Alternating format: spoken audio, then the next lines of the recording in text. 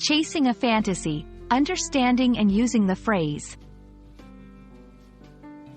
Hello everyone. Today, we're diving into a fascinating phrase in the English language, chasing a fantasy. This phrase is not just about the words, but the rich imagery and meaning behind them. Whether you're learning English as a second language or you're a native speaker looking to deepen your understanding, this video is for you. Let's explore what it truly means to chase a fantasy. At first glance, chasing a fantasy might bring to your mind the image of someone running after something unreal or unattainable. And you're not far off. This phrase is often used to describe a situation where someone is pursuing a dream or an ambition that is unlikely to become reality. It's like trying to catch a cloud, visually present but physically elusive. The key components here are the pursuit, the dream, and the slim chances of realization. Understanding when to use this phrase is crucial for effective communication.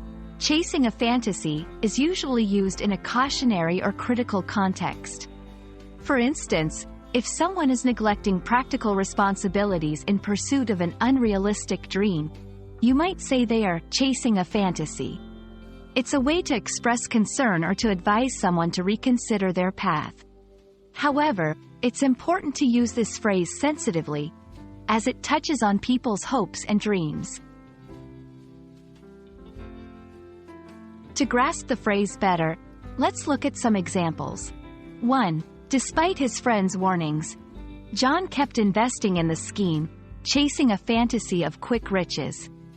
2. Sarah knew that expecting a perfect outcome in every situation was like chasing a fantasy, but she remained an idealist at heart. These examples show how the phrase can be used to describe situations where the outcomes are dubious, despite the effort and hope invested. It's worth noting that chasing a fantasy carries a nuanced meaning. It's not always negative. Sometimes, chasing a seemingly impossible dream leads to innovation and success. The context, tone, and intention behind the phrase determine its connotation. It could be a gentle nudge towards reality or an acknowledgement of one's admirable, though perhaps unrealistic, ambition. We hope this exploration of chasing a fantasy adds depth to your understanding of the phrase and enriches your English vocabulary. Remember, language is not just about words, but the stories and emotions they convey. Whether you're cautioning a friend or pursuing your own dreams, knowing the weight of such phrases can make your communication more impactful. Happy learning, and may you chase your dreams, fantasies or not, with wisdom and joy.